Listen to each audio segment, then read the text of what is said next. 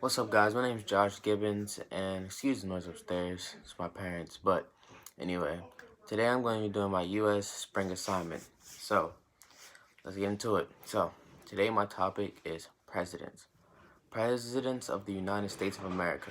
You know them, you love them, you might even hate them. But that's none of my business. I'm just here to answer these questions. So why not get into the questions?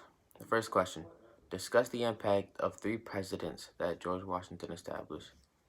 George Washington established 4 total presidents, but today we're discussing 3.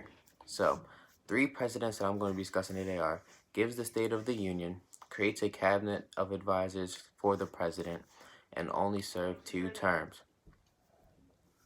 Gives the State of a Union, that means basically beginning of every year, the president gives a speech to the people in the Congress. So it's basically telling what he's going to do throughout his presidency, how he wants to run things. Next thing is creates a cabinet of advisors for the president. Creating a cabinet of advisors is basically everybody in the executive branch that helps the president, get his thoughts out, keeps him safe. That's like his bodyguards. People, pretty much everybody in the executive branch is in the cabinet. Now, only serve 2 terms. Now, actually, this wasn't even a law or a rule back then. You could serve as many terms as you want. I don't know if they were trying to go for like you can serve until you die, like kings and queens in England, or what was going on, but George Washington said you can only serve 2 terms total. So, next question. What was the purpose of the Alien and Sedition Act? Both of these acts happened during the presidency of John Adams. So, let's talk about it.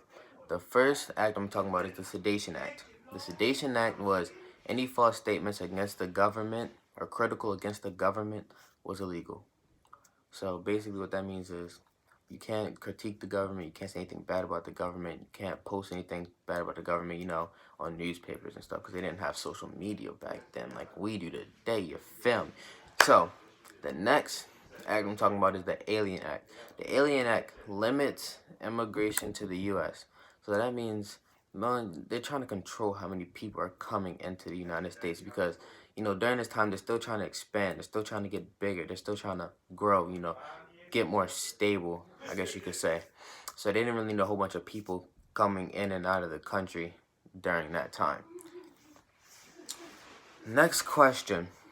Explain how Thomas Jefferson did not govern like a Democratic Republican while he was president. Alright, so he didn't govern like a Democratic Republican because Democratic Republicans had Federalist beliefs, but Thomas Jefferson was an anti-Federalist himself. The Democratic Republican / the Federalist believed that you need a strict interpretation of the law. What that means is if it's not in the Constitution, you can't do it at all. It's illegal. It's bad. But Thomas Jefferson, being an anti-Federalist, believed in a loose interpretation of the law. So if it doesn't say it in the Constitution, but it's still like along the lines of the law, it's still not a bad thing to do. You can still do it. Basically what he believed. But everybody else at that time, or the Democratic Republicans at that time, believed the total opposite. Next question. What were the goals of the American system during the Monroe presidency? So, the goals were, expand, get more land, get more powerful. Basically, westward expansion, anything like that. Taking over other territories at the time so America could be the biggest and the best country out there. Yeah.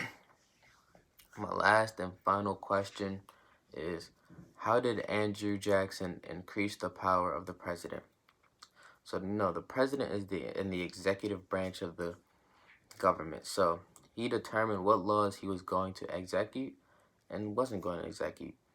So, therefore, he's basically showing the power of the executive branch.